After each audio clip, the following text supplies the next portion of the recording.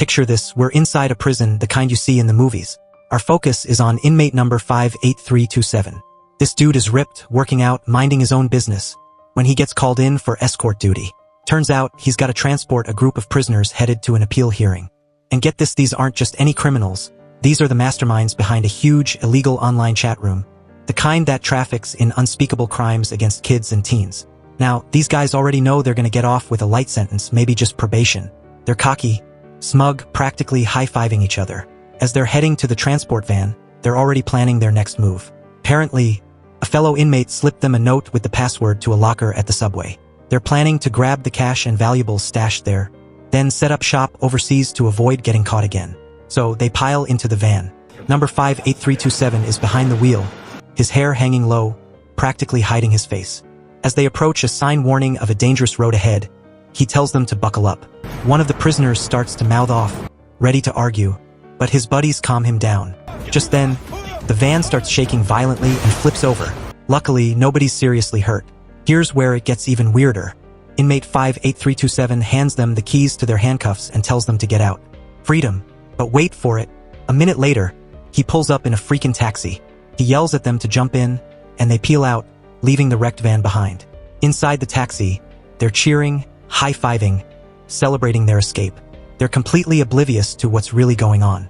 After a minute of revelry, one of the guys finally turns to the driver and asks, "Hey, who are you anyway?" The driver turns around and, with a cold look in his eyes, says, "Me? I'm just a very enthusiastic member of the group chat you ran. You think it's going to be that simple if you just go to court?" Before they can react, they all start to feel drowsy and pass out. They wake up later that night, groggy and confused, in a strange place. A TV in the corner is broadcasting a news report about a daring escape and weapons theft from a police station earlier that day.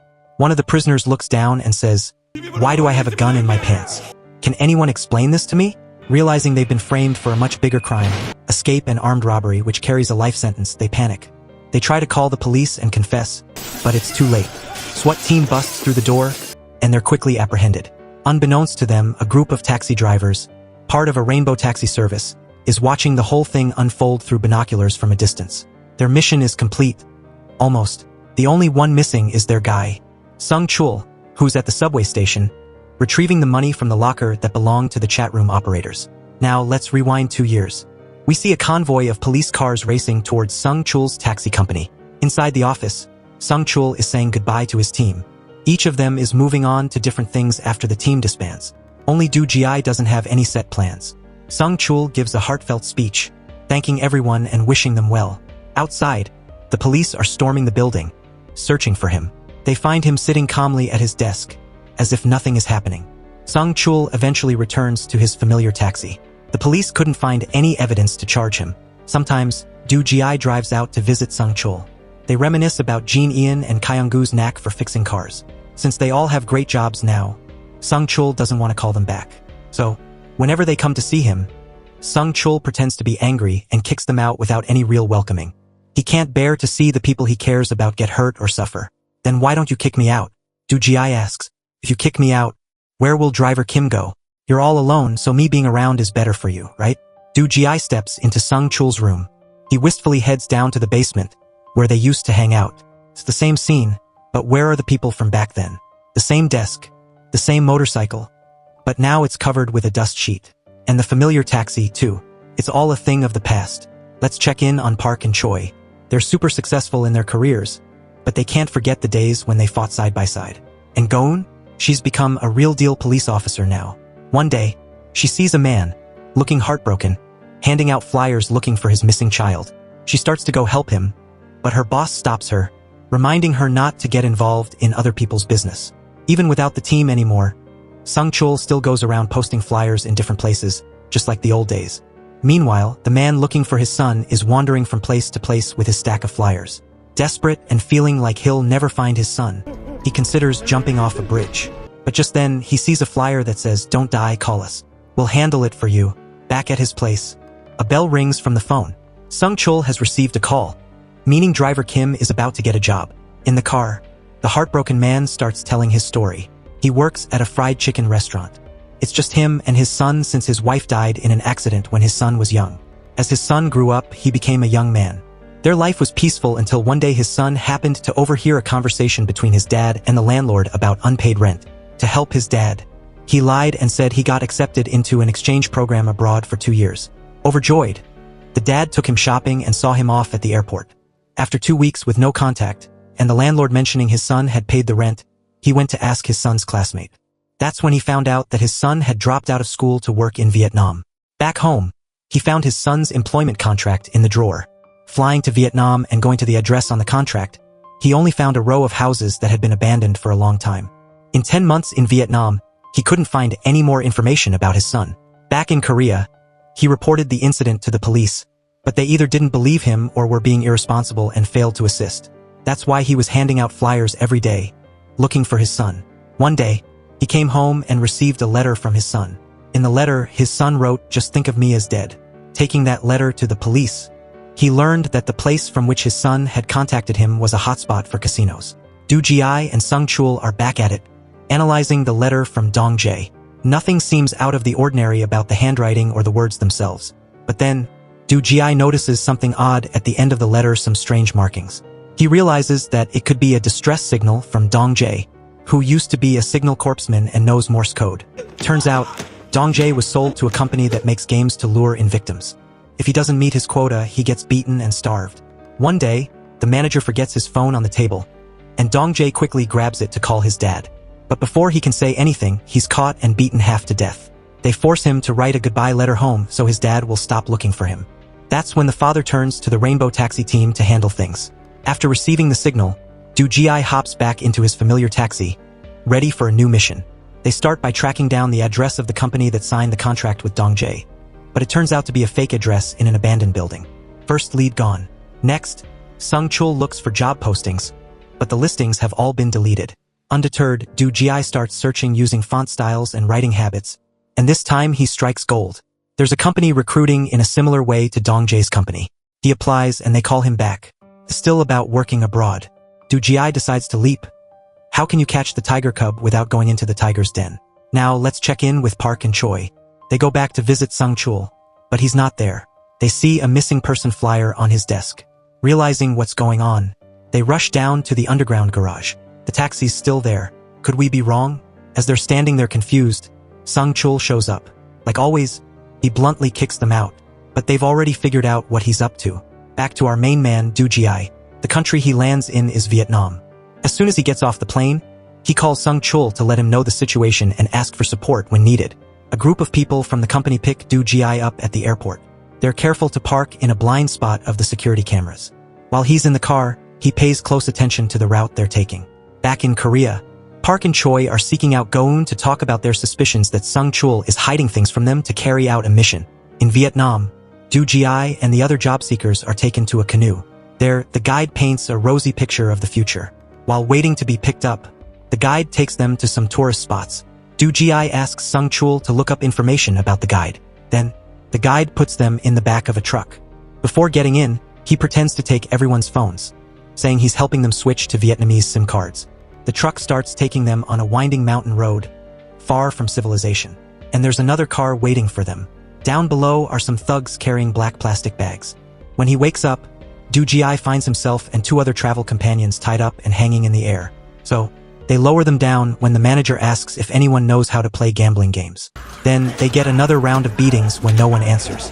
And their mission from now on is that each person has to design a gambling game. The manager is cold-blooded, willing to beat anyone who disobeys him. Back in Korea, Sung Chul is sitting in front of the screen. He lost contact with Do Ji, and while he's trying to get back in touch, Go-eun calls him. Over the phone, Go-eun's clear voice rings out. "You have to press the white button to run it." "I pressed it, but it's not running." "Director, what are you doing in the old place?" With just a little trick, Go-eun knows that Sung Chul has returned to his old job. Back with Do Ji, he's locked in a room with a reminder. Get to work.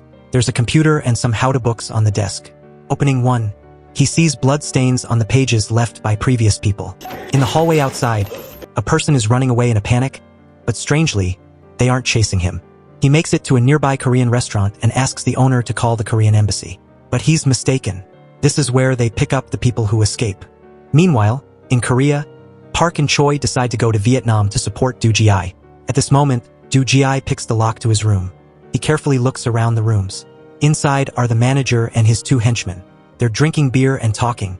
Just then, there's a knock on the door. While the three of them go outside, Du Ji sneaks in and grabs the glasses and escapes. Outside, they've caught the runaway, and he's immediately hung upside down as an example. With the glasses, Du Ji calls Sung Chul, but Go-eun answers. Du Ji reports his situation and says that he wants to investigate further and doesn't want to abandon the people he came with, so he decides to stay, even though he knows it's dangerous. Park and Choi have arrived in Vietnam, but they end up in the neighborhood with Mrs. Lim's hotel. She runs a gang there. The next morning, in his room with the support of Go-eun, Du Ji created a new game. The henchmen led him to meet their boss. With a few adjustments to his glasses, the images and identities of the gang members are revealed. The boss is excited about Du Ji's game, but when the guy in the yellow shirt touches it, the game immediately stops working. Du Ji claims that the guy in yellow ruined his game and he grabs him, demanding compensation. Frustrated, the boss kicks the computer to the ground and tells Du Ji to make another one. In the room where they torture people, they're about to chop off the legs of a runaway. Seeing this, Du Ji pushes the guy in the yellow's hand away. He says he needs these two people to help him make the new game quickly. After getting the boss's approval, he takes the two other guys back to the room. Du Ji reassures them and says that if they help him, they might be able to escape from this place. The three of them work under the supervision of the henchman. Making himself look eccentric, Du Ji sets up a mannequin sitting at work with the other two, while he sneaks out. In his room, the guy in yellow starts trying to reprogram Du Ji's faulty game.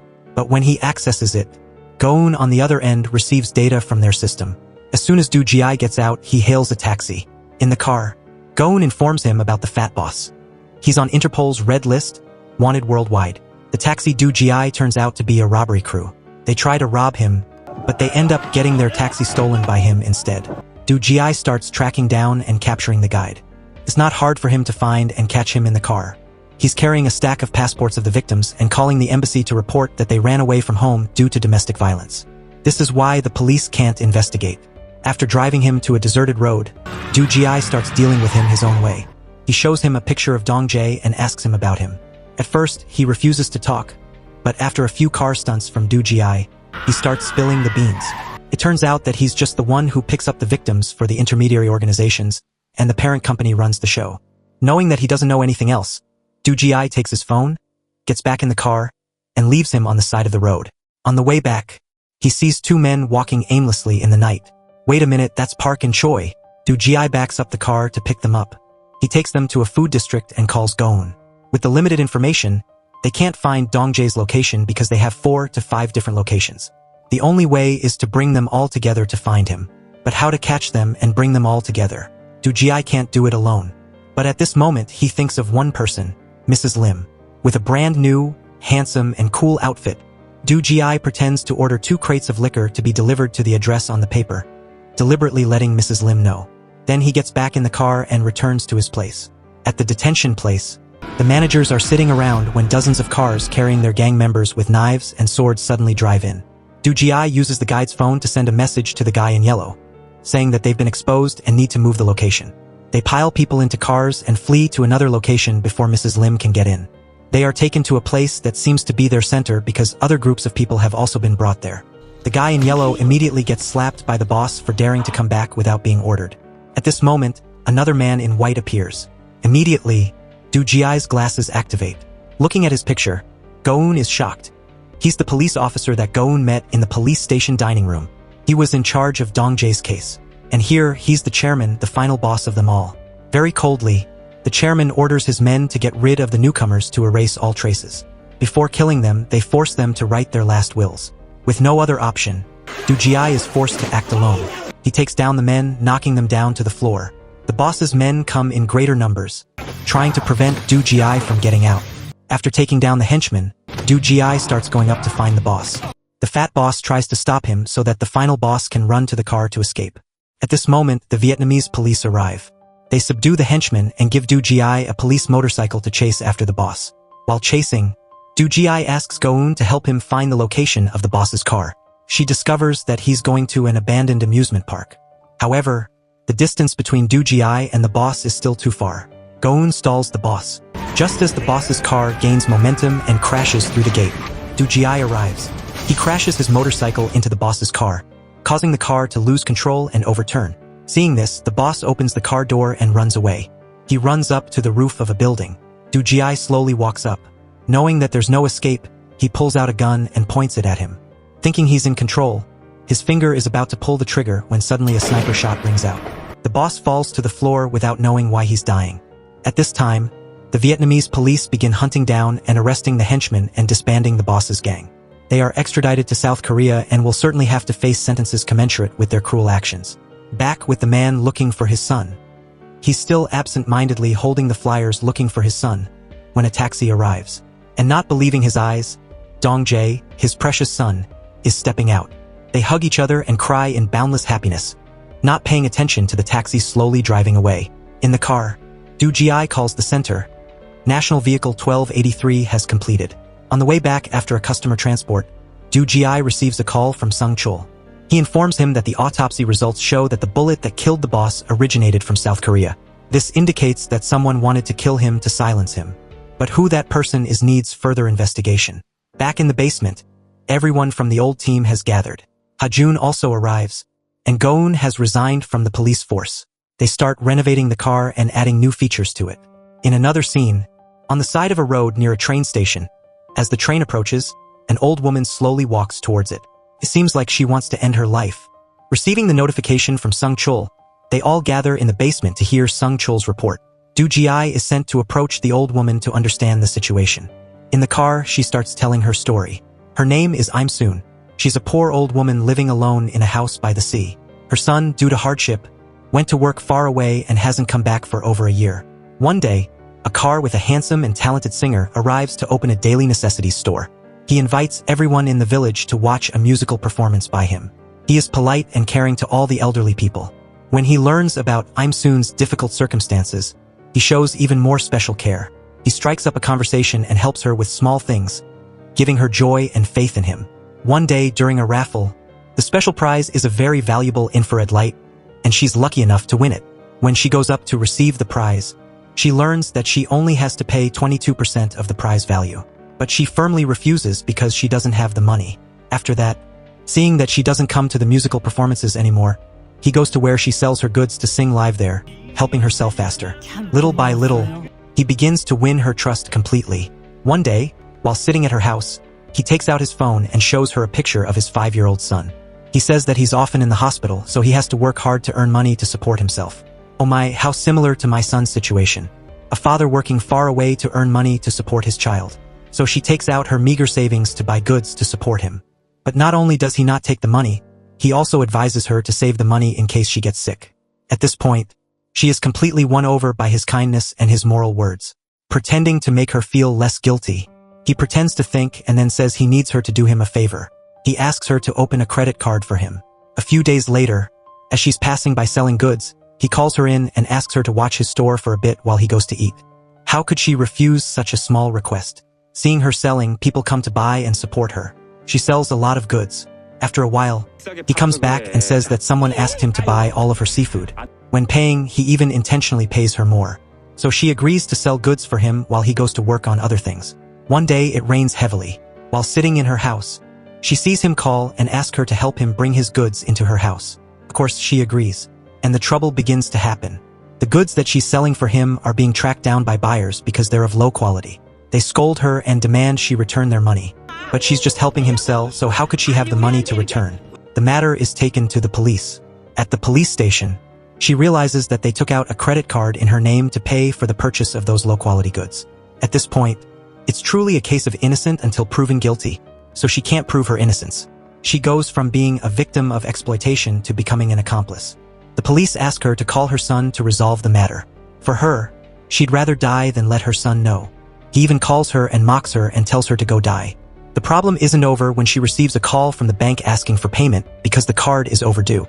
After hearing the old woman's story, everyone in the group unanimously votes to find and punish those who specialize in scamming lonely elderly people. The team starts to take action. Du Jie gets into his familiar car. They start by tracking down the wholesale stores that sell household goods. They pay in cash, so it's a bit difficult for Go-eun to search. But all those actions can't escape Du Jie's eyes. As for the scammer, he continues his old tricks in different rural areas to prepare for a new scheme. His target this time is an old man selling goods on the street. It's still the same act of winning a prize, then taking his ID card and signing a series of documents that they give him. At Young Min's store, an accomplice specializing in processing information takes the information they get and signs up for postpaid plans. They take the old man's information to open phone plans with the highest rates and paid services to buy all the items in the game. Then they sell it for 12 million won. While they're excited about their achievements, Do Ji walks in. A guest has arrived. Why not invite them in? It's the first time I've seen a guest come in through the back door. I came here to cancel my registration. You can't cancel it here. You've come to the wrong place. After saying that, he winks at his men and gets up to take off his shirt, showing off the tattoos on his body, thinking that he can threaten the customer in front of him. But he's mistaken. Special forces isn't something to joke about. In just a few minutes, none of them can get up anymore. After that, Do Ji plugs a USB into the computer, transferring the data to Go-eun so she can cancel all the subscriptions. Do Ji starts burning all the documents and destroying the hard drive so they can't recover them anymore. Back with the scam group, they resume their search for a new target. They're driving in the middle of a field when the car breaks down. In the middle of a field like this, where can they find a repair shop? While they're struggling, a hand tractor comes along. Our Do Ji plays the role of the farmer very well. He enthusiastically gives them directions to the repair shop. Sweating, they push the car to the workshop and oh my, the one who gave them directions is the owner of the repair shop. And he's yelling, making them wait in line. Does he not need money? Please help us. We need to go to the village and perform for the elderly. Perform? Why didn't you say so earlier? Bring the car in. Let me take a look. At the performance in the village, the same old tricks and still the lottery drawing. But something is wrong this time. The winner is no longer an old man, but a young man from the village who stands up to receive the prize. Quickly, they continue to hold another drawing. This time, the target is an old woman, but the result is still the same. Someone else still goes up to receive the prize. If they can't approach it this way, they'll do it another way. Not letting the prey escape, he wins over the old man with his tricks. He pretends to give him a gift and only has to pay a small fee. Because he trusts him, he hands over his card and asks him to swipe it. Immediately, he winks to his men to use the card to swipe the limit. Do Ji, in the role of the street vendor standing right behind him, uses the jammer he brought to prevent the transaction from succeeding. Because that jammer doesn't have enough range, Do Ji has to stand close to him all the time. Annoyed that he couldn't swipe the card, and now a street vendor is standing next to him, casting a spell. He angrily waves his hand. The machine touches Do Ji and falls to the ground, breaking. At the taxi workshop, a customer left his wallet there. So Ha Jun calls Go-eun, but she doesn't answer. He goes into her room to find her and sees a bunch of keys hanging on the filing cabinet. He takes the keys to open the room, thinking that Go-eun might have put them in there. Seeing a slightly strange cabinet, he reaches out to press it, but thankfully Sung Chul walks in. At a restaurant, the leader of the scam group is with his men, planning how to approach an old woman. Knowing that her husband has insurance money, and her children often send money home, they start moving to where she lives. But on the way, the car breaks down. The tow truck that arrives is the same guy from last time with the hand tractor. On the way, towing the car back to the shop, they meet an old man trembling, walking with a cane. The hand tractor stops to pick him up, and surprisingly, even though he's old, he's very generous. Without saying a word, he takes out a $100 bill and pays them, leaving the three of them gaping in amazement. The next day, they go to the old man's house. Seems like no one is home. They go in to check it out. Oh my god. Can you believe it? There's a supercar in the house, a golf club we used as a poker, and inside the house, the liquor cabinet is full of foreign liquor. The shoes the old man wears are all designer brands. Looking it up online, it turns out he used to be a well-known businessman. So the next day, they approach the audience, who are actually Sung Chul in disguise, and invite him to watch him perform. The two men go into his house to look for money, but they don't find anything. They agree to follow and stick around to see where the old man goes to hide his money. The three of them follow the old man to a forest. At this time, Park and Choi also break into their house to look through their stuff. They can't find even a dime in there. Back with them and their accomplices following the old man, it doesn't work. He suddenly thinks of the farmer who is very close to him. So the next day, pretending to go there to change the car's oil, they ask about the old man, acting like it's accidental. Do Ji reveals that the old man often marks the land with red sticks. They rush to the field to find them. Wherever there is a stick mark, they dig it up, but they waste the whole day without any results. Not discouraged, the next day they went back to find Do Ji to ask for more information. This time, he accidentally tells them that the old man borrowed his plow to bury something. So he immediately pulls out money to rent his plow. On the way, driving the plow, Du Ji informs Go-eun about something strange. When they paid for the car's oil, his wallet was empty, but when he paid for the plow, his wallet was full. And there aren't any ATMs around that area, proving that he's hiding the money somewhere around here. Back with them, after arriving at the place, they try to subtly tell Du Ji to go home, then they drive it themselves to dig. Sure enough, they dig up a package. Opening it up, there's an iron box inside. The guy takes his turn to open the box. When the box is opened, it's full of poop.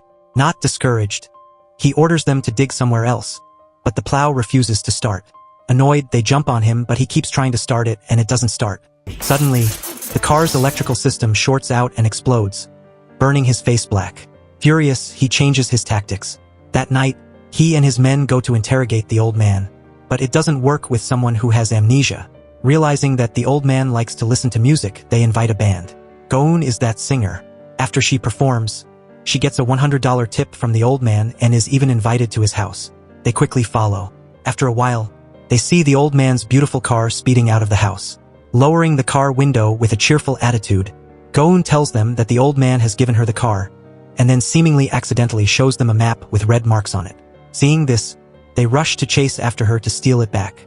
Acting scared, she runs into a vacant lot in a quarry and abandons the car, leaving the map in the car. While the three of them are huddled together, looking at the map, their truck suddenly moves back to the edge of the cliff and slowly falls down and explodes. The three of them stand there helplessly watching the car burn, crying, thinking their money is burning with the car. It turns out that everything was orchestrated by the whole group. Taking advantage of the time they were renting the plow, looking in the field, they searched the truck and found the money hidden in the tires.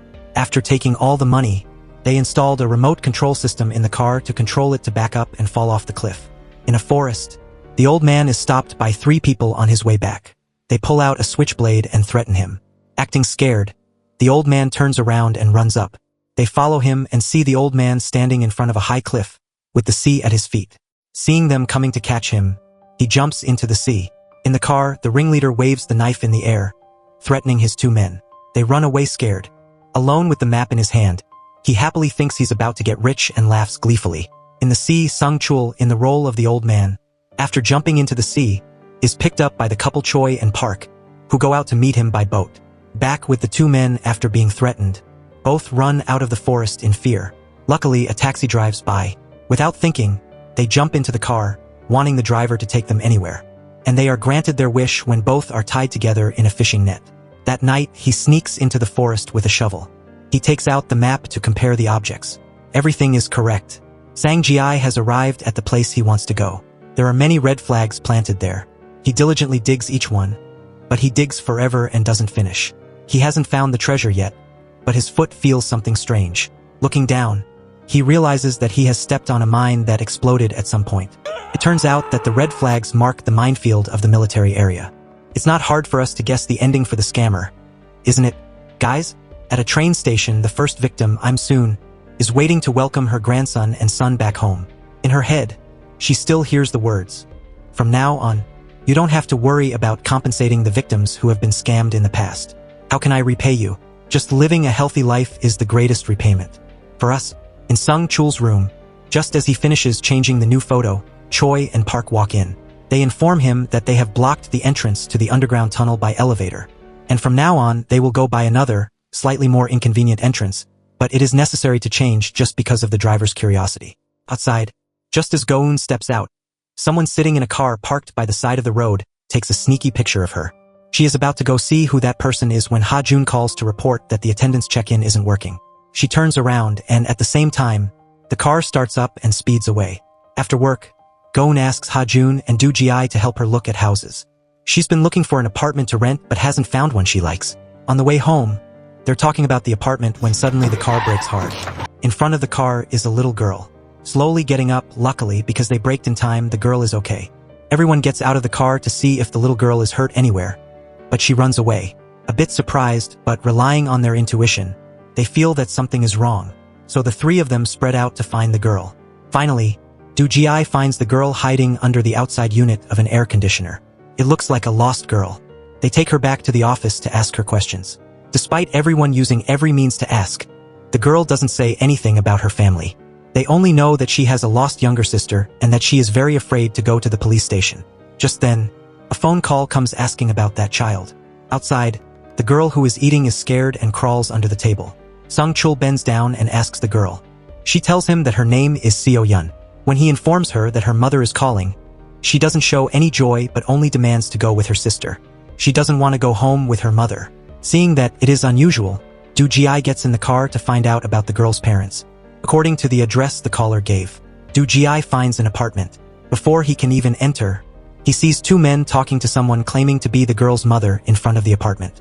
After talking, the two men leave, and Du Ji calls Go-eun and asks her to take a picture of the girl and then send it to him. Du Ji knocks on the door of that room, pretending to be looking for someone and showing them a picture of the girl, asking if they have seen her. The husband and wife don't recognize the girl. Seeing this, he reports it to Sung Chul, and he follows the car of those two men. At the taxi company office, the police have also come to Sung Chul's office to ask about the missing girl. But he cleverly changes the name and says that the child has been picked up by her family, so they leave without a bit of suspicion. Down in the tunnel, for people are discussing the little girl. They still haven't found any more information about her family, but they trust her words. The problem is how to make her no longer afraid of them and tell her story. Just then, Ha Jun calls to report that the little girl is missing. Back in the monitoring room, they search all the cameras, but they can't find her. Du Ji also goes to look, and he sees that the seal on the door to the tunnel room has been torn. So he follows and goes down into the tunnel. Turns out that the girl is hiding down there and is curled up in the back seat of the taxi. She overheard everyone talking, so she trusts them. She takes out a handful of coins and says, "Please help me find my sister. The mission has begun." Du Ji and the car are back on the road. Although the information known about the girl is very little, he knows where he will have to start, which is a guy named Kong. Go-eun starts finding information related to him. His real name is Pil-sung, but his status is even more impressive than the high-end apartments around the train station. He owns 33 units. He's a very famous real estate consultant and has many fans. To get close, Du Ji and Go-eun pretend to be a couple looking to buy a house. They go to their representative office. Here, they are enthusiastically advised by two employees of Pil-sung and are even given 2 invitation tickets to his conference. With 2 tickets in hand, they confidently step into the room where many people are waiting. They are given a paper to fill out with a reminder from the staff that if they fill it out completely, they will have the opportunity to be personally consulted by Pil-sung. Du Ji and Go-eun go to the room for Kong to give personal advice. Seeing a picture of him and 2 girls on his desk, they praise the picture a lot. Realizing that the couple likes children, he suggests that if they want, they can also have a daughter like. After saying that, he quickly switches to the topic of real estate consulting. After just a few questions about income and occupation, like a cunning fox, he tells the two to leave because their ability to earn money doesn't need his advice. They walk out of the room without knowing where they slipped up. That night, they cut off the power to Pil-sung's company office.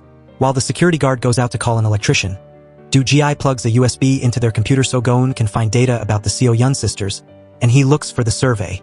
Here, Du Ji discovers that the correct form should be for couples who do not have enough finances or couples who are not eligible to register. To make them play by their rules, Du Ji activates the fire alarm system there. The next morning, when Pil-sung arrives at the company office, he sees that all the documents have been wet, and the department head didn't have time to save it to the computer. So Pil-sung immediately teaches the employee a lesson for not working carefully and makes him do it all over again. Back in the team's hideout, they're trying to figure out what the real purpose of these successful real estate deals is. Of course, it's not the appeal of the brokerage fee. What is the mystery behind it? Just then, Sung Chul shows them the picture that Seo Yun drew when he took her for a walk in the park. It's a perfectly normal child's drawing, but Du Ji discovers a suspicion when he sees that the girl seems to be depicting the place where she was imprisoned. In another scene, it's still Du Ji and Go-eun as a newlywed couple. They meet Pil-sung again for advice, but this time, he still refuses because they don't meet his criteria. Finally, seeing their pleas and earnestness, he changes his mind and promises to help them. The first thing is that he wants to inspect their apartment. While Pil-sung is inside, his driver suddenly sees the little girl Seo Yun. He gets out of the car and goes inside to find her. At that moment, Sung Chul appears. Seeing that he's been compromised, he leaves. Back with our couple, they led Pil-sung to examine all their rooms. Despite their acting being very good, like a newlywed couple, Pil-sung says bluntly, "You two aren't husband and wife, are you?" After saying that, despite the two explaining, Pil-sung leaves. Du Ji and Go-eun are too surprised and don't know where they went wrong to be discovered by him. But they can't let him leave that easily. Du Ji runs after him and kneels down, begging him to help. He confesses to him that because he needed a house so much, He and his friend pretended to get married. Turns out that Do Ji's trick works. Pilsung leads them to a fully equipped apartment and even asks for their blood type. Then he announces that he will help them get that apartment. At the hideout, everyone is studying the picture drawn by the girl, hoping to find the place where she is being held. Suddenly, Do Ji gets a phone call and it's Pilsung calling. He asks both of them to meet him immediately. Pilsung meets them at a private hospital. They go into a private office. Pilsung asks them to pretend to be a married couple to register the birth of a child. He also explains that they only have to register the birth and don't have to raise it. Wait until a certain time and then report the child missing. Just then, a phone call calls Pilsung out. In the next room, Pilsung and his men are beating a pregnant woman who is about to give birth. This is the woman that he intended to give to Do Ji and Go-eun to act as their parents after she gives birth. But maybe due to deep maternal love, she didn't want to hand over her child at the last minute. Her pleas echoed to the next room. Do Ji has heard everything. Do Ji has activated the fire alarm system. Hearing the fire alarm, they ran out of the room. Pilsung informs them to postpone the birth to the next day. At the same time, his men run out to report that the pregnant woman has escaped. They leave them to run to find that woman. Let's talk about the pregnant woman. Because she's close to giving birth, she can't go far. Before long, they find her. On the way, the driver is about to get out to catch her when a taxi suddenly appears and crashes into the front of his car, blocking him. Seeing that he's been exposed, he speeds away, but how can he escape Do Ji's pursuit? He pulls him out of the car and gives him a memorable beating. Then he turns the car around to pick up Go-eun and the woman and takes her to the hospital to give birth. At this point, things have become relatively clear. They find single mothers and then seduce and steal their children and give other couples to register their births. That's why Go-eun couldn't find information about the children through the adopters. Now is the time for them to go find the children. But where to look when Pilsung has a whole building and more than 30 luxury apartments? It's still Do Ji who comes up with a plan. He asks Go-eun to find an apartment that has no earning value for him. It's a photo studio in the old commercial building. It's also close to where they met Seo-yeon. All the data has matched. Now is the time to go. That night, Do Ji breaks into the photo studio. Do Ji finds family photos of Seo-yeon, but strangely, there are 4 pictures of her taken with 4 different couples. At this point, Do Ji understands the problem. Pilsung has the couple adopt the children and then rewards them with an apartment. After that, he continues to have other couples adopt the children. The next morning at the photo studio, they brought another girl to take pictures similarly. Do Ji appears. They're still confused, not understanding where he came from, when the door outside slams shut. And it won't be difficult for us to guess what the outcome inside will be like. Close your eyes and count to 10. Then open your eyes and I'll take you home. In his office, Pilsung is very happy when he sees the results of his hard work, which are many apartment ownerships in his name. Just then, a couple comes to find him. At this time, his fraudulent face begins to be revealed.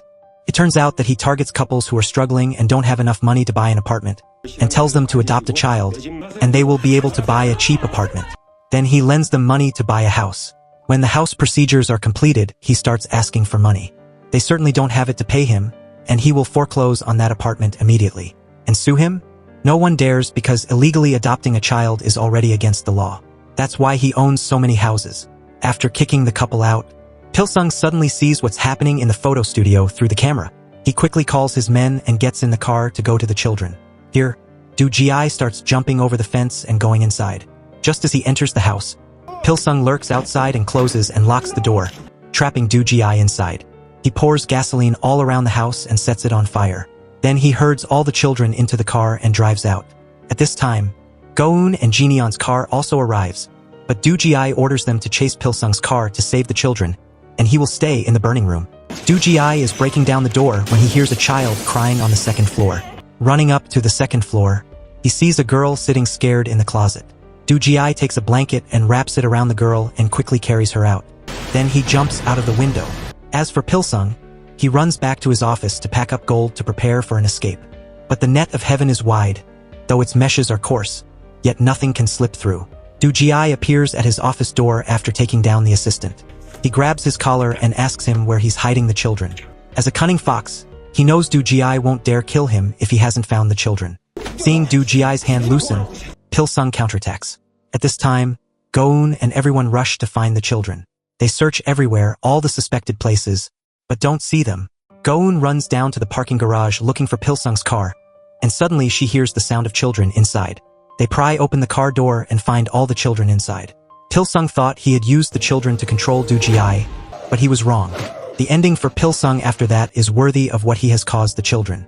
A few days later, all the news reports on the radio reported that an anonymous benefactor had donated 33 luxury apartments to the National Children's Agency to be used as a fund to care for children. Back with Ha Jun, this curious driver almost discovered the tunnel before. Today, he starts a new day of work after driving out of the company. Ha Jun drives straight to a luxurious villa. It seems that his true identity is very mysterious. Entering, Ha Jun transforms into a new person. Throwing the keys to an employee to drive the car away, he goes up to his room. After taking off his uniform and replacing it with a luxurious vest, Ha Jun goes down to meet a business partner to sign a contract. They talk very happily and then discuss business. Very quickly, Ha Jun transfers the money to him before the partner stamps the contract. Thinking the business deal went smoothly, the partner is about to get up to leave when suddenly he clutches his chest and collapses as if having a heart attack. Before collapsing, he hears Ha Jun's words. "I have studied the contract very carefully. If I can't implement the contract for the other party's reasons, I can earn a lot of money. Just as long as you disappear, I will become the #1 creditor of the hotel." After saying that with a cold face, he walks out of the room. Here, Ha Jun is clearly a sinister character. His private room is full of weapons and photos of the members of the Rainbow Taxi Squad. It seems that he is watching them, and pretending to be a clueless taxi driver is just a way to hide his intentions for he to act easily. At the taxi company office, Sung Chul shows Du Jiai a newspaper article about the death of Pilsung. Putting the events together, they both predict that the group has been followed by someone, and that the follower is very close. They just step out of the office and immediately meet Ha Jun, and this guy seems to be working very hard. In another scene, a girl is standing in front of the gate of a temple. She is trying to get inside to find her sister. Despite her crying and shouting, the people in white don't care. They push her out and call the police. Thinking the police will side with the girl, on the contrary, they pull her out of the area. While struggling with the police, the girl sees the flyer of the Rainbow Taxi Group. And as usual, the one who picks her up is our main character, Du Jiai. In the car, she begins to tell the reason she needs help. Her name is Jin Hee, and her sister's name is Jin Sun. The two sisters live together. Jin Sun takes care of her younger sister very well, but in a medical examination, the doctor diagnosed Jin Sun with acute myeloid leukemia. Due to late detection, the disease has become severe. For 2 years, the two sisters persistently went for treatment, but Jin Sun's disease did not subside.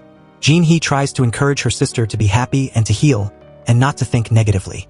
Until some time later, she noticed that her sister had changed very differently from before and hid many things from her. In a chance encounter, Jin Hee accidentally opened her sister's phone and saw her sister in a clip of a religious organization. Turns out that for the past 2 years, her sister has been participating in a religious organization called Park.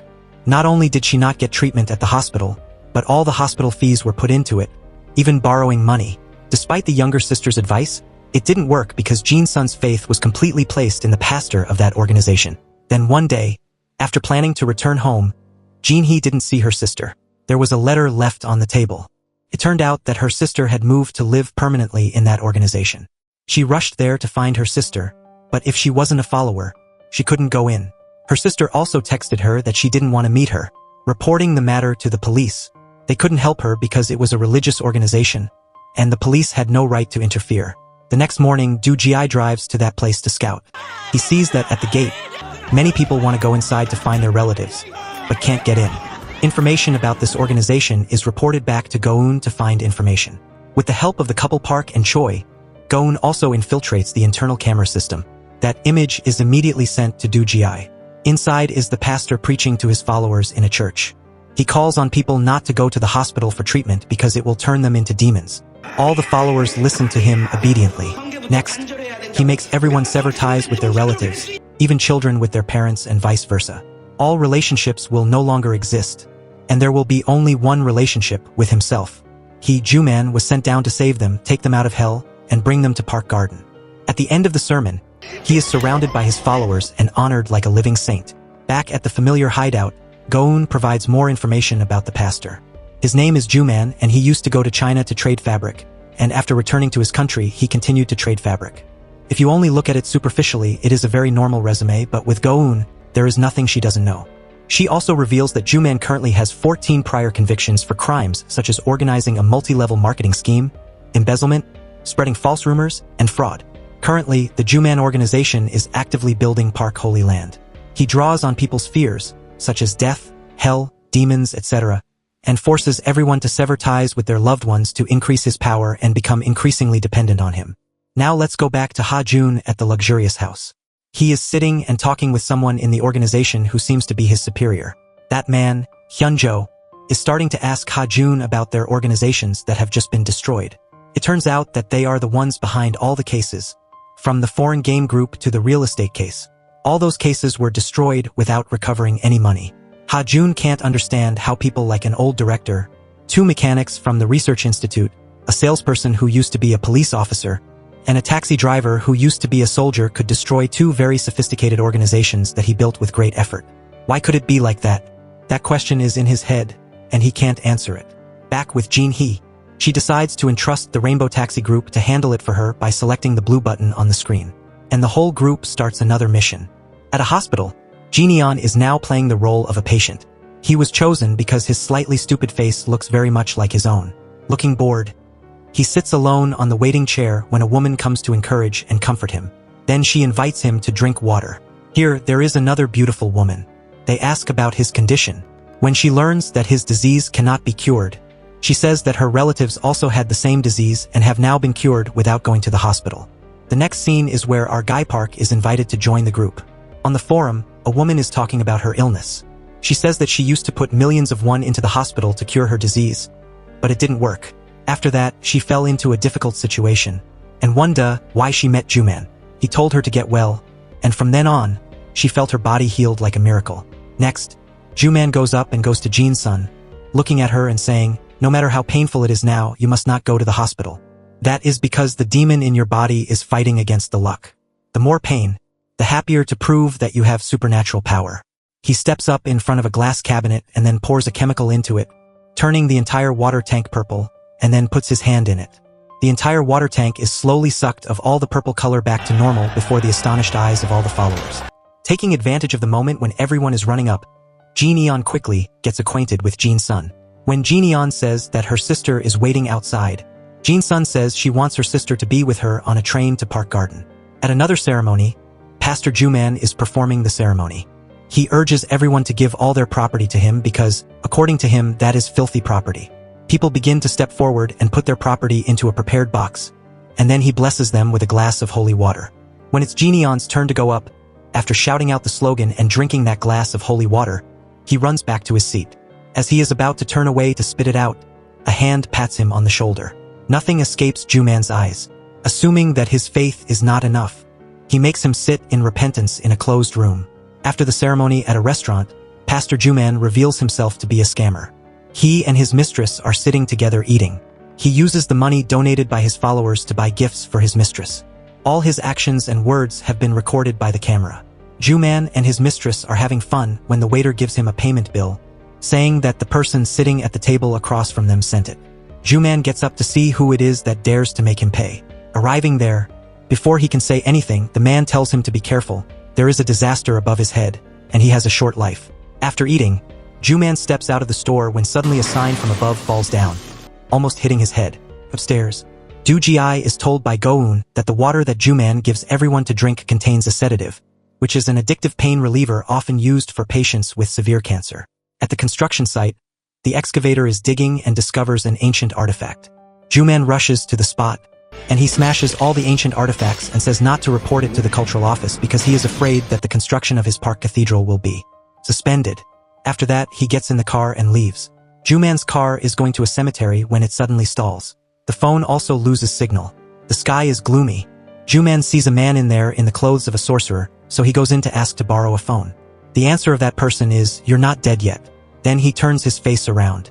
Juman recognizes that he is the man he met at the restaurant with the bizarre but very accurate prophecy. Returning to his church, Juman is informed that a follower has died on the way to the hospital. It seems like he is too familiar with that, so he is very calm. At the police station, Juman pretends to be very sorry for his deceased friend, even though the family of the deceased wants to jump in and tear him apart. He cries and tells all sorts of things about it. When asked if he knows anything about the deceased giving the church the right to receive all the insurance money, he pretends not to know anything about it. With just a few tears and a performance, he has swindled all the insurance money of the victim. Outraged by that, Jin Eon and Choi intend to give him a beating, but Sung Chul disagrees because even if they kill him, the faith of his followers in him will be even higher. Therefore, it is necessary to undermine the trust of his followers to punish him. On the way home, Juman is driving and singing.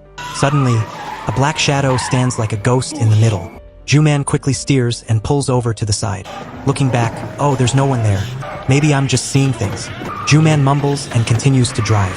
Suddenly, his car unexpectedly lunges forward, loses control, and swerves from side to side on the road, almost crashing into the roadside fence, then stops.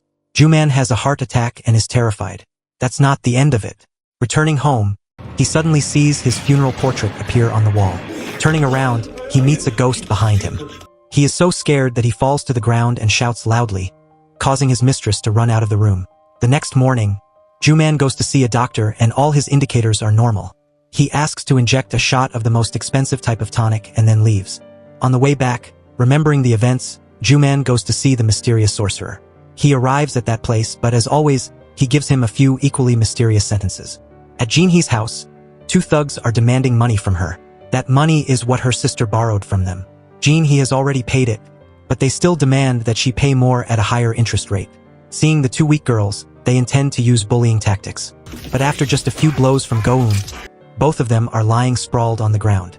Thinking she is a police officer, they quickly run away in fear. As for Juman, he orders his disciples to kidnap the mysterious sorcerer to ask him. But as soon as he removes the blindfold, he only says mysterious and difficult to understand words.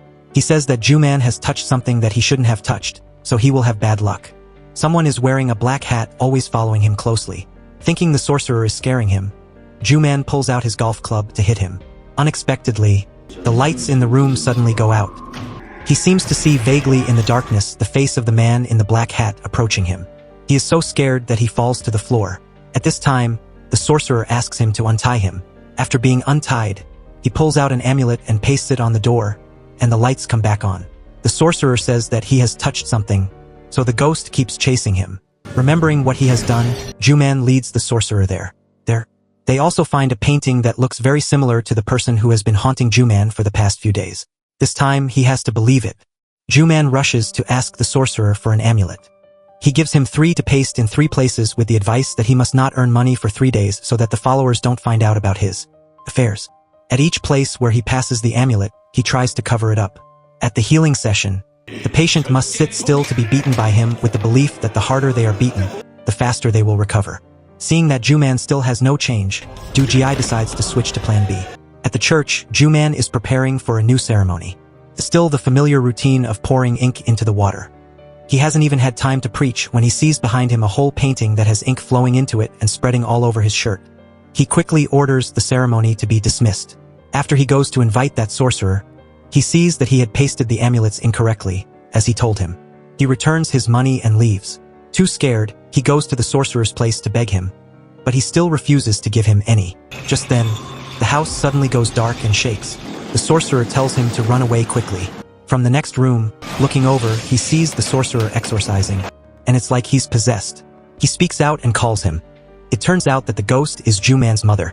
After saying all his childhood preferences correctly, he has to believe it. She has come to tell him the day he will die. That day is not far away.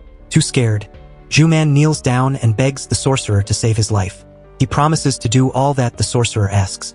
Finally, out of pity, the sorcerer agrees to perform a ceremony for him. He tells him that during the preparation period, he must not take money from anyone, even when performing the ceremony. He gives him an amulet that he must wear around his neck and not accumulate money. Juman obeys without daring to receive money from contributing followers, to collecting the jewelry he gave to his mistress, and then taking all the money from the safe to give to that sorcerer. While performing the ceremony for Juman, Do Ji receives a report that Jin-sun fainted at Juman's church. Angrily, he approaches closer to him and performs an exorcism on him using the same way Juman used with his followers before. At the church, in front of all the followers, Juman's mistress stands up to announce that replace him to lead the followers to Park Garden. Although he was beaten too painfully by the exorcism the day before, he also has to get up to run out to regain his power, and is very angry when he sees his mistress insulting the sorcerer. Both rush in and tear each other apart like beasts. Below, Jin Eon presses his hand on the button. Immediately on the large screen of the church, The screen shows the clips of him going to the hospital for an examination, then him talking to his mistress and his disbelief in religion, then the scene of him performing the exorcism ceremony. At this point, the true face of Juman has been recognized by the followers. The mistress, afraid of responsibility, also blames him. The followers no longer believe what he says. Some go up to smash things and tear him apart, others leave. So what he built suddenly crumbled. Outside the gate, Jin Hee and some others are waiting for their relatives. Finally, the older sister, after learning the truth, runs out and hugs her younger sister and cries. The two sisters return to the quiet days together. Far away on the beach is Du Jiai's familiar taxi. He smiles as he sees the sisters happy together. What about the fate of the scammer? Juman and his mistress, following the sorcerer's instructions, take a taxi to a seaport and enter a container. When he enters, the one who closes the door is the ghost who has been haunting him, and that container is lifted up by a forklift and transferred to a cargo ship. Afraid, pulling out his phone to call the sorcerer, Juman receives an answer from him. Sorcerer, my ass, have a good trip. Then he gets in the car and returns. In the car is the familiar saying that reports back to the center. The trip has ended. At a meal at a restaurant, Sung Chul is eating with his friend. That person is the deputy prosecutor. He gives Sung Chul a parcel sent from abroad that clearly states it is sent to Sung Chul and complains about why the sender sent it to the public prosecutor's office. During the meal, he talks about suspicions that the real estate broker Pilsung, after donating all his property, lived aimlessly at the subway station and suddenly committed suicide in the mountains. He suspects that someone has interfered in the matter and hints that he wants Sung Chul to stop. After the meal, Sung Chul gives the parcel to Du Jiai to see. It is the case file. Goun wants Du Jiai to be the first to see it because he was at the scene. One evening on the rooftop of the apartment, Du Jiai is standing looking at the night scene when Ha Jun arrives. He rents the floor below Du Jiai's apartment right away. Ha Jun comes to ask Du Jiai for advice about being bullied by someone, and that the bully has no grudges at all and doesn't even know each other. So Ha Jun plans to befriend that person to find out the reason. Without thinking for long, Du Jiai immediately responds no because that person will always hit the younger ones. Seeing that, Ha Jun asks to use Du Jiai's bathroom. Entering the house, Ha Jun sees countless photos on Du Jiai's table, and Du Jiai enters and says, Ha Jun, you're using the bathroom for too long. So he changes the subject and asks permission to leave. The next morning, still in the role of a taxi driver, Ha Jun arrives to pick up Hyunjo. In the car, Ha Jun informs Hyunjo that there is an official letter from Goun sent to Du Jiai, and the goal of the Rainbow Taxi Group is to hunt him down. So why hasn't Hyunjo informed him? Just then, the taxi arrives at Hyunjo's workplace. Surprisingly, he is the chief of police. Hyunjo gets out of the car and enters his headquarters. Remaining in the car, as if not satisfied with something, Ha Jun opens the car door and follows him straight into Hyunjo's room, knocks him down, then puts the pen close to his eye and says, if there is anything related to me in the future, you must notify me immediately. Understood? In another scene, after dropping off the customer, just as he is about to leave, a young girl comes and tells Du Jiai to take her to the hospital. While taking the customer there, Du Jiai witnesses a scene on the other side of the road where a man with slogans hanging on both sides and a loudspeaker is waiting for the hospital director's car to arrive, and he also begins to protest, forcing her to resign. It turned out that his daughter was sick and was operated on by the hospital director, but unfortunately, she passed away. After suing, the court also ruled the hospital director innocent. Not satisfied with that decision, he comes to the front of the hospital every day, waiting for the hospital director to appear to protest, but that is just his personal effort because no one listens to him. Tired and disappointed, he drags himself to a park and then accidentally sees the flyer of the Rainbow Taxi Group. So the phone in Sung Chul's room rings again. As for Ha Jun, he calls Hyunjo, requesting that he investigate the name of the recipient of that parcel. Driver Kim is asked to pick up the miserable man, and in the car, his story gradually unfolds. At a hospital, a father is encouraging his daughter before entering the operating room. The father tells his daughter to rest assured that the person operating on her is the director. She is a very famous person with superb skills. She also comes out to encourage him to rest assured. After a period of waiting, his daughter finally comes out of the operating room, and the hospital director also says that the surgery was successful and fine. Now just go back to the recovery room to wait to wake up. But his daughter doesn't wake up anymore. Too shocked, he goes to the hospital director to ask for a clear explanation of the cause, but he is not met. At the trial, all the evidence supports the hospital director. The court ruled that it was just an unexpected medical incident. As for the operating room video that he requested, it has been deleted periodically, so she cannot be charged. The problem for the whole group is that they cannot access the patient's medical records, so the only way is to start with the hospital director. Information about her is also updated by Go-eun promptly. She is a highly specialized doctor, a university professor, an accident commissioner for an insurance company, and on weekends she goes to give free medical examinations to poor, single elderly people. While preparing to give medical examinations to the elderly in another area, she receives a phone call for an interview appointment. Because she is too rushed to return, she takes the right taxi of Do Ji-ai. Sitting in the car, she conducts the phone interview and broadcasts it live on the radio. Do Ji-ai pretends to be unintentional, trying to recall the story in front of the hospital gate the day before, but she brushes it off. In her work, the hospital director proves to be a diligent and approachable person to patients and staff. Sung Chul and his associates cannot find the hospital director's mistakes. While buying coffee at the vending machine, Do Ji-ai accidentally meets a lawyer. He looks at the case file and points out the unusual point to Do Ji-ai, which is that the mistake is with the doctor, but since they keep all the records, it is not easy to hand them over. Furthermore, that man did not have anyone to defend him from the beginning because he was just a manual laborer and did not speak in a way that pleased people very much. After saying goodbye to that lawyer, Do Ji-ai turns into the institute to find the man, but he is not there. He takes a bus to buy the fish cake that his daughter loves and then goes to the institute to see his daughter in a coma through the glass. Go-eun breaks into the institute. She disguises herself as a hospital cleaning lady and then successfully sneaks in to copy the data in the hospital's computer. Returning, Go-eun begins to analyze the data to find information about the hospital director, but there is nothing recorded inside. As for Do Ji-ai, he decides to break into the place where handwritten data is stored to check one more time. He finds Soon's medical record, but it has been deliberately destroyed in a very natural way, and of course no information can be viewed in it.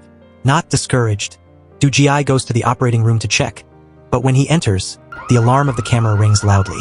The hospital director and the staff immediately appear. Not having time to run out, Do Ji-ai hides in a closet while the hospital director gathers the doctors there and checks their belongings to find the camera. Just as she is about to open the closet that Do Ji-ai is hiding in, the alarm rings again outside. She rushes out to check, and Do Ji-ai takes the opportunity to escape. Going to meet the man, he tells him that he brought a camera into the operating room to find evidence. But unfortunately, he was discovered and then sentenced to probation for illegal intrusion. The device to detect the camera is very expensive and can be detected from very far away. So where there's smoke, there's fire.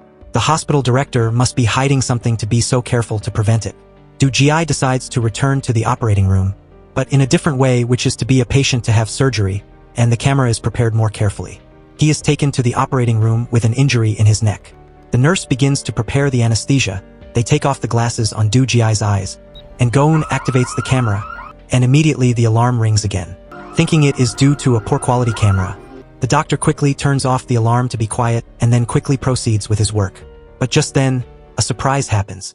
The person operating on Do Ji-ai is not the assigned doctor, but another mysterious person named Dr. Gong enters while the other doctor steps out, suspicious that as soon as the replacing doctor puts the knife in to prepare to operate, there is a phone call reporting that they operated on the wrong person, and the surgery stops. Also, thanks to the camera, Go-eun discovered that the operating room diagram is different from the design, and no one knows about the existence of Dr. Gong. Following Dr. Gong, Do Ji-ai discovers that the place where he works is the National Medical Equipment Supply Company. As soon as he sits down, Dr. Gong receives a phone call and then hurries away. This is the opportunity for Do Ji-ai to break into his room to search for information. He is the head of the department, Gong, so his specialty is not as a doctor, and on the desk calendar, there are detailed surgical schedules. Looking at it, he is the one who operates the most, and by now, everything is almost clear. Gong is just a business manager, but he has operated instead of many doctors. If you hire him, it will be much cheaper than hiring other good doctors. Another surprise that Go-eun found is that the hospital director changed her name to Young Suk 4 years ago. She used to operate a private hospital and had been administratively penalized. At a luxurious restaurant, Young Suk calls Gong over. She asks him to prepare the time because there will be 7 cases that need surgery the day after. After promising to give Gong the position of vice president for the hospital that she will build before leaving, she also doesn't forget to remind Gong to pay for 2 more bottles of wine. It turns out that this is the reason why Go-eun cannot find the wine payment money on her credit card. With valid evidence, they begin to implement a plan.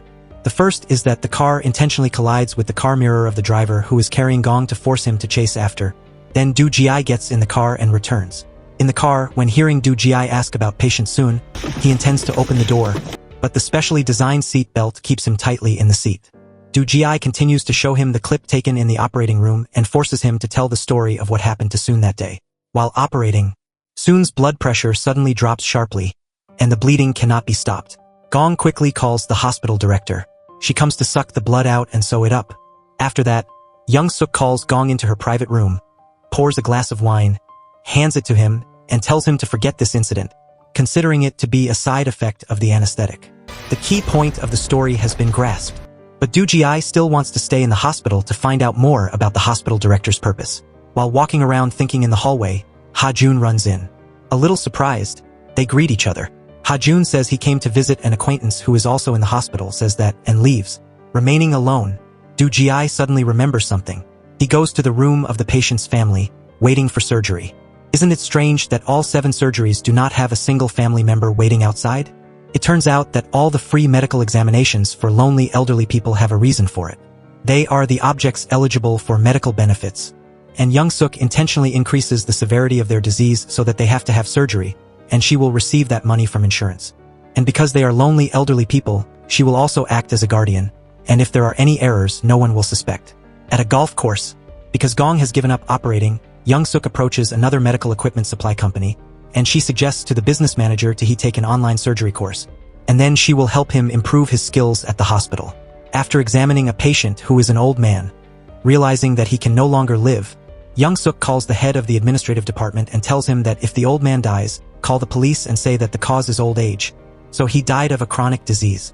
When you get the death certificate, contact the welfare department to arrange the funeral and destroy all the nursing records.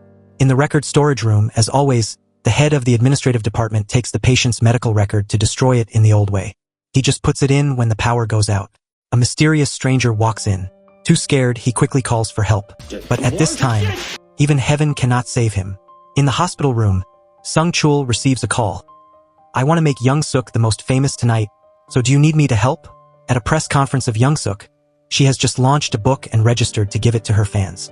Preparing for the introduction of her book, she is introduced by the MC to another good deed of hers. Please announce that Young Suk has just signed to donate all the profits of the hospital this year to improve the welfare of lonely elderly people nationwide. Startled, she quickly goes inside to call her staff to ask about the incident, and he confirms that there is such a thing. But her bad luck is not over yet. The Appraisal Institute comes to the institute to conduct an examination to collect evidence about the institute's reuse of disposable needles. While she is still busy denying, they have found evidence. Next, they check the storage of psychotropic drugs, and as a result, opening the cabinet, they find it empty. Not accepting that she was framed, Young Suk demands to open the camera to check who did it, but this time, she gets a taste of her own medicine. All the storage from the camera has been deleted at her order from before. Next, the police also come to find her to settle accounts. It turns out that last night, Gong was taken by Du Ji to the police station to confess and report everything. And indeed, famous people are immediately reported by the press and television, showing images of Young Suk being investigated and her cunning tricks being exposed. The court has also been asked to retry the case of the girl's father. Her hospital is closed. In the operating room, Young Suk is planning to change her name again when the alarm rings. Du Ji walks in, and he lets her know what it feels like to lie on the operating table, and the person operating on her is someone who has no medical expertise. Back with the father and daughter, after being transferred to another hospital for treatment like a miracle, she woke up after seeing herself walking in a field full of reeds with her father. In his house, Ha Jun calls Hyunjo, and he asks Hyunjo to take action. At the center, they found many strange signals, and all of them lost each other's signals. On the street, a loud explosion makes the familiar black taxi fly into the air and then flip over and burst into flames. At the funeral home, everyone is very sad to say goodbye to Du Ji. It seems like they still don't believe it is true that they have lost a friend, a colleague, in such a simple way. Ha Jun also comes to pay his respects, his expression showing a cold satisfaction. At his house, Ha Jun is talking to Hyunjo. He is still not satisfied that Hyunjo ordered people to plant explosives in Du Ji's car. Ha Jun also asks Hyunjo to send people to get a list of all those who came to mourn Du Ji with the intention of making a batch to solve everything. He also reminds Hyunjo to use other people to avoid suspicion. At the familiar hideout, Go-eun, Chief Choi, and Park arrive. Then Sung Chul also comes. They seem to be waiting for someone to arrive, and there the elevator slowly lowers. The familiar car number 5283 appears, and a light smile spreads on everyone's face. Now let's rewind to the day of the explosion. Realizing that he has lost signal with the center, Du Ji feels that something is unusual when he sees that there is a car following behind. Du Ji quickly makes a sharp turn into a deserted road and opens the door and rushes out of the car, letting the car follow its momentum and explode as we know. After using a drone, they discovered that the explosives were planted in the car and that the person to planted the explosives in that car must be someone very close to them. In addition, they must hate them very much to do that, but to make that person reveal themselves, Du Ji's group has developed a plan, and Du Ji's funeral has taken place like that. At the funeral, there are many uninvited guests, and they have not escaped Du Ji's surveillance from the center. All the guests are closely monitored. Where the camera cannot reach, Go-eun helps. He discovers a man sitting in the car wearing a black ring and follows him to a hotel. Inside, Ha-jun and Hyun-jo are sitting and talking.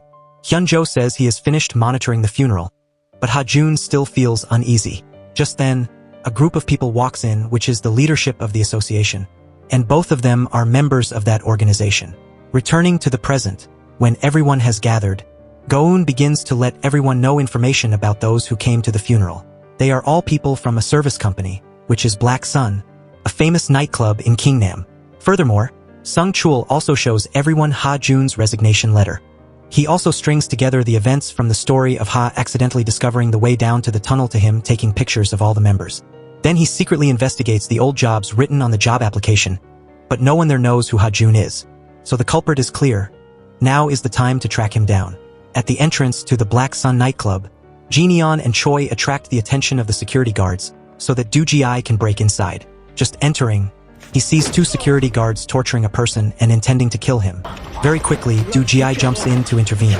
Those two are no match for him, but strangely, the person being beaten not only doesn't thank him but also yells at Du Ji for ruining his work. After that unsuccessful infiltration, Du Ji changes his method again. This time, Du Ji enters through the main entrance in the role of a stylishly dressed handsome man. Here, a hostess comes to greet him and leads him to his seat. This is indeed a place for stylish entertainment, and the price is not cheap at all. Here, Du Ji recognizes two people who came to the funeral. Taking advantage of the moment when the girl sitting with him goes out to greet customers, Du Ji follows that guy, but upstairs, he is blocked by the security guards because this is a VIP area, and regular customers are not allowed to enter. Is it possible that, having come this far, he still can't get in? A bold idea pops up in Du Ji's head. He confidently walks straight into a VIP room and then opens the door and says loudly to intentionally let the security guards hear that he and that VIP guy are friends who haven't seen each other for a long time. Although he doesn't remember who Du Ji is, because Du Ji said his preferences correctly, he happily invites him to join. Taking advantage of the moment when they are busy playing, Du Ji goes out into the hallway to observe. He sees a group of teenagers also being allowed into the nightclub.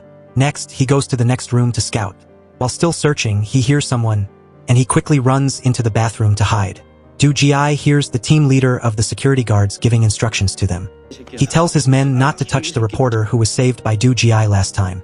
Just then, a girl walks into the room intending to open the bathroom door. With this situation, he has no choice but to come out. After pretending to go to the wrong room, the manager seems to suspect that he is the one who reported the police coming, so he takes out his phone to call the number provided, and Du Ji unknowingly takes out his phone to answer it, and he is discovered. It turns out that after calling to report that the nightclub had teenagers, the police car arrived at the door, but did not enter. On the contrary, they gave the number of the caller to the team leader of the security guards. That is why this guy has Du Ji's number. As a result, he is hit in a battle and then kicked out of the nightclub. But that's not the end of it. From the police car parked there, after whispering something to the team leader of the security guards, the leader of the security team approaches and handcuffs Du Ji with the charge of obstructing business. As for Sung Chul, he finds a friend of his who is an explosives analysis expert. There, the friend says that the explosives attached to Du Ji's car are C4, which is used in counterterrorism, and the place that manages it is the police. At the police station, Du Ji is being questioned. When he asks why he doesn't handle the matter of teenagers entering the bar, the police officer says that he doesn't know anything and then falsely accuses Du Ji of destroying property. After a phone call, the police officer directly locks Du Ji in a jail cell with a new charge of sexually harassing a nightclub employee. While Go-eun is still trying to find out who accused Du Ji of the police, she suddenly sees a car. After stepping into the police station, while she is still wondering what that guy is doing at the police station, he steps inside. This guy is the reporter that Du Ji saved last time. Inside, it is not understood what he said to the police, but just a few minutes later, Du Ji and he appear outside. Outside, he says to Du Ji, Aren't you thanking me? I haven't even heard you say thank you the last time. Walking past Du Ji, he holds out the USB and says, if you want to get this, invite me for a beer. At the beer shop, turns out that he has evidence that Du Ji is innocent, so he was released. He also advises Du Ji not to go there anymore because they have a very strong power there. Back at Sung Chul's office, everyone still hasn't found out what force is backing them, so they plan to break into that nightclub one more time. At a gym, Du Ji, in the role of a gym goer, catches the eye of the nightclub manager when he comes there to recruit security guards. At the nightclub, after calling the security team leader to come, he tells this guy to receive the new person. But here the security manager recognizes Du Ji as the one who called the police last time. He angrily tries to rush in to hit him, but the manager stops him. After hearing a reasonable explanation from Du Ji, he also adds that if next time you see underage people in the club, don't report it to the police first, but report it to me. Then the security team leader leads everyone out, instructing the rules and tasks of each person. While working, Mi-kyung also comes, and she recognizes Du Ji. The workday passes, but Du Ji still cannot find a bit of suspicion. Taking advantage of the lull in work, Du Ji goes out to the street to find Go-eun to exchange more. When the team leader tries to avoid being suspicious, he pretends to be angry and scolds and kicks Park and Choi out, not allowing them to sell goods there anymore. After that, he also asks Du Ji if he knows Mi-kyung and why she chose his number. Then he leads Du Ji back to the nightclub. Here, at this time, Du Ji is assigned the task of protecting wine number 9 so that it is not robbed or broken. In the room at this time, Mi-kyung is calling someone when a security guard calls Du Ji out to threaten him. Then he changes his number to enter the room. When turning out, he almost meets Ha-jun. It turns out that he came at the invitation of Mi-kyung. At the back door, a drunken woman is being helped into the car by 2 security guards. Seeing Du Ji coming, they assign him the task of taking the woman home. In Mi-kyung's room, she is walking around looking at the security team. Seeing that the number 9 she chose is not the right person, she angrily takes the wine number 9 and drops it on the ground, breaking it into pieces. When about to cancel the game, Ha-jun comes out to intervene. He stands up to choose 3 people randomly, then he will fight them alone. Back with Du Ji, he drives the drunken woman and sees a car following behind. While informing the 2 guys with him that they are being followed, the car behind immediately rushes forward and hits the tail of Du Ji's car hard, and then overtakes as if wanting to force his car to the side of the road. Looking through the car window, Du Ji discovers that it is the reporter. The 2 cars keep pushing each other until an intersection when a truck comes rushing. With no other choice, Du Ji drives straight into the side of the car, pushing it to avoid the truck hitting him head-on. After parking the car, the 2 security guards jump out and rush to hit the reporter. Fortunately, Du Ji intervenes in time and knocks down the security guards to help him. He tells Du Ji to quickly take that girl to the hospital. There, after the blood test, they say that the girl is positive for drugs, and immediately the police come to arrest her and take her to the station. After work, Du Ji goes to find that reporter. His name is Yong-min. He wants to know what Yong-min's real purpose is, and Yong-min begins to tell the story from a year ago. Yong-min knew a police officer named Sung-eun. Once, he went to the police station to meet Sung-eun and provide him with documents about the Black Sun nightclub selling drugs. This new information at first, Choi Sung-eun doesn't believe. To convince him, Yong-min even gives Choi Sung-eun a recording pen. One night, Yong-min is sleeping when he receives a call from Choi Sung-eun confirming that the nightclub is indeed selling drugs. Sung-eun says that now he only trusts Yong-min. He needs to confirm one more thing, then he will come to find Yong-min. But police officer Choi never gets to meet Yong-min again because the next morning, there is news that police officer Choi has died by suicide. There are also a few police officers who request to clarify the death of police officer Choi, but they are then transferred to other places. Yong-min decides to investigate alone. He discovers that among the objects that police officer Choi left behind, there is no recording pen. So Yong-min enters the nightclub to find it, but every time he goes there, he is kicked out by the security guards. One day, Yong-min receives a phone call reporting that there is information about police officer Choi. He goes to the meeting place to get the documents. When opening it, there is an envelope of money, and immediately Yong-min is arrested by the police for accepting bribes. Alone, Yong-min decides to risk his life with them. He intentionally sets up a camera on the terrace so that they will kill him, hoping that the film about his death will spread online, and then the police will reinvestigate. After hearing the story, Du Ji leaves and leaves Yong-min's phone number for Rainbow Taxi on the table. At Sung Chul's hideout, all the clues of the events point to the Black Sun nightclub, so after a debate, everyone votes to conduct an investigation. And Du Ji's familiar taxi is back on the road picking up the special guest Yong-min to hear his request. And as usual, all customers choose to press the blue button to hope that justice is served. The Black Taxi and the Rainbow Taxi Squad are back on the road on a mission. Remembering back in July 2022, also the day that Ha-Jun came to apply for a job at the Rainbow Taxi Company, Sung-chul asked the reason he applied for the taxi driver profession. It is known that Ha-Jun is an orphan, so he wants to have the feeling of picking someone up and taking them to their destination. And it is because of this sincerity that he is hired by Sung-chul.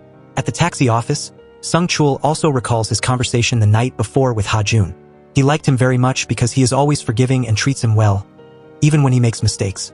The very next morning, Sung-chul checked the toll payment declaration documents. Next, he traced the address to Ha-Jun's house. Ha-Jun and Sung-chul drive past each other, but neither of them sees the other.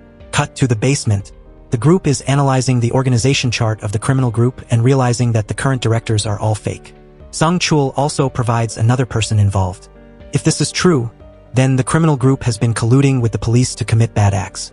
After investigating for a while, hacker Go-eun confirms that Sung-chul's suspicion is correct. The security cameras at the police station have been tampered with, and there is no data, so the group needs to find the recording or CCTV data to be able to solve the case. Cut to on the way to investigate. Do Ji-I receives a phone call from the manager saying he needs to come back urgently, thinking that he will be beaten. But when it is Do Ji-I's turn, he is spared by him because he thinks he is someone who knows nothing. A moment later, Windy comes to complain to the manager that VIP customers complain about the quality of service because they are talked to too much, so the manager decides to increase the service fee fourfold to avoid accidents. The manager goes to a room where there is a door leading to a secret passage. Do Ji-I also secretly follows and sneaks into that secret door. Entering, Do Ji-I discovers the place where the manager hides the key to enter the room containing many monitors that record the entire scene of the nightclub. Do Ji-I attaches the USB device for Go-eun to hack straight into the system and steal data. Taking advantage of the time, he searches around and discovers a drawer containing a data disk. Just at this time, the manager returns to the room, and while intending to open the door to enter, he receives a phone call, so he has bought a little time. Just at this time, Go-eun has completed hacking into the CCTV system here. The manager walks in but doesn't see anyone. Do Ji-I has managed to escape through the ventilation duct to the outside. After that, the group watches the video data hacked at the nightclub together. The video records the scene of the girls in it. They discover a video recording of the scene of Inspector Choi getting into the car and committing suicide. The team suspects that this video was created for a bad purpose. At this time, Windy at the nightclub calls Do Ji-I to ask him for a favor. She wants Do Ji-I to come to the golf course to talk. She wants to ask Do Ji-I to reconcile with Victor and make him less angry about the delivery incident last time. To play his role perfectly, Do Ji-I has agreed to help Windy. That night, Do Ji-I finds Victor to talk to him. Do Ji-I asks Victor about the incident last time, but he still seems very angry. Intending to make things difficult for Do Ji-I, just then Windy enters the room. Both of them combine to flatter Victor, and finally he calms down and wants to start the game. Victor chooses a girl as the target for the fun tonight and puts drugs in her drink. While about to leave, Victor orders Do Ji-I to be the one to take care of her tonight. While talking to Windy, Do Ji-I sees two bodyguards helping a girl who is drugged. He intends to help, but the two are stopped by those two. After that, he and the two bodyguards take the girl to the car. The destination that Go-eun checks is still the hotel. Arriving at the hotel, the bodyguard whispers in the girl's ear, making her half awake and following his orders. After taking the girl to the room to settle her down, the bodyguard tells Do Ji-I to inform Victor that the goods have been delivered to the place and invite him up. Victor arrives there, pleased, texting to brag to his friends that he is about to butcher his prey. When about to leave, Do Ji-I makes the excuse of a stomachache to trick the two bodyguards. He quickly runs up to the room, but waiting for the elevator is too long, so he climbs the stairs. When Victor is about to take action, Do Ji-I also arrives. He kicks the door, causing Victor to fall backwards. After that, Park and Choi pretend to be cleaning staff and take Victor away. So the mission is completed. Cut to Sung-chul going to the orphanage to collect some records from the past. Sung-chul wants to learn about Ha-Jun's background. On the other side, Victor is being made miserable by Do Ji-I at the city dump with the toy claw game, but this is a person-grabbing game. This young man is very scared and promises that he will change and join the army. Seeing that this guy doesn't seem to know how to repent, Do Ji-I makes him experience torture a few more times with the exciting person-grabbing game. On the other side, Go-eun finds out that Victor's gang has many members, meaning that there will be many more girls who will be harmed. Therefore, The whole group needs to develop a plan to capture them all in one swoop to completely solve this group. First, Sung Chul gathers a group of elderly people at the nightclub to make a mess. The security guards and the manager are in a panic because of these VIP guests. When knowing that this is a VIP group, the manager has to endure it. The group of elderly people mess up the entire nightclub, opening a party according to the ancient German costume school, making the security guards speechless, not knowing what to do. So the manager closes the nightclub right away. At the base, Go-eun has discovered a commonality of the victims. They all appear in front of the camera themselves and then wake up to find themselves sexually assaulted by a strange man. It turns out that the security guards at the nightclub save those videos as evidence against the victims' accusations in court, an extremely terrible act that Go-eun is also angry about. The whole team needs to develop a plan to deal with this nightclub case in a very thorough way. Cut to the nightclub when Do Ji arrives.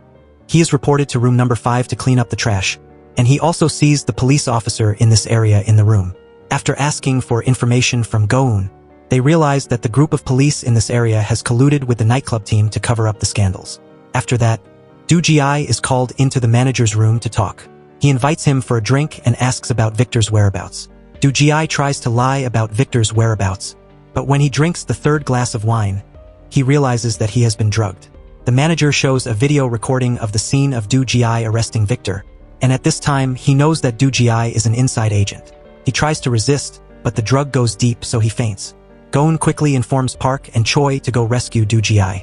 Do Ji is manipulated by the security guard and then acts unconsciously like the previous victims. He is put in a car by the security guards and taken somewhere. Go-eun's group drives to chase, but they lose track as soon as they go through the red light intersection. On the car at this time, the security guard wakes Do Ji up and asks him to cross the street to create an accident. Do Ji, in a daze, laughs and crosses the highway.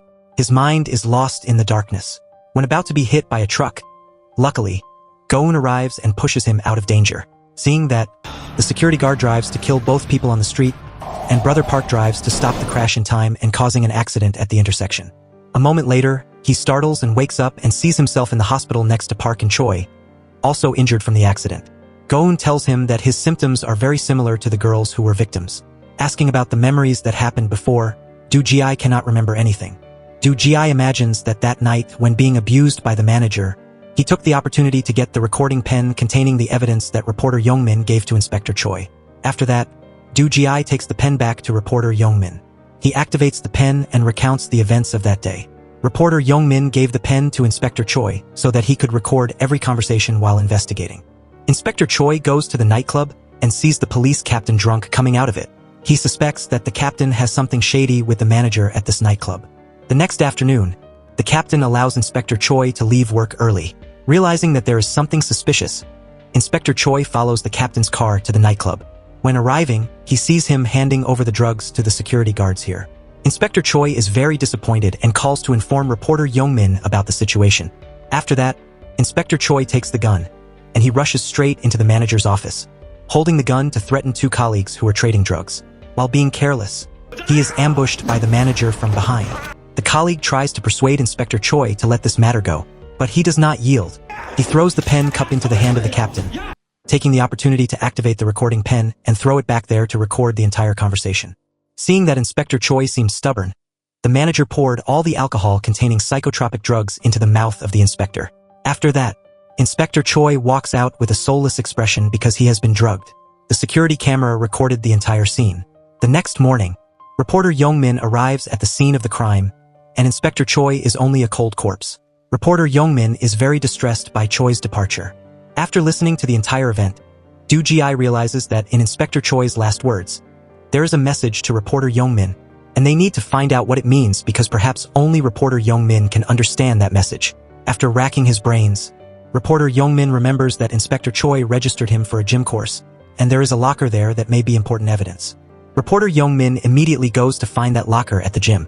When opening it, inside is a stack of documents with a message from Inspector Choi. It turns out that it is all the evidence that Inspector Choi has collected about the drug trafficking between the police chief and the Black Sun nightclub. Inspector Choi knows for sure that he will be in danger when following this case, so he has prepared everything in advance. Inspector Choi wants reporter Youngmin to bring everything to light to be punished by the law. After that, reporter Youngmin meets Do Ji in the taxi and gives him the documents about the Black case, including the record of destroying confiscated drugs. Remembering that afternoon, the police captain and his colleagues came to dispose of the evidence. Then they transported the drug to the crematorium for the staff here to put it into the incinerator. Fire is sprayed out, burning all the drugs. However, when everyone leaves, the fire extinguishing system is turned off, and you all know what happens next. At the base, the team analyzes that the dirty cops stole the destroyed drugs and sold them back to the Black Sun nightclub. That drug is GHB, which impairs memory and causes users to lose control and act according to every unconscious impulse.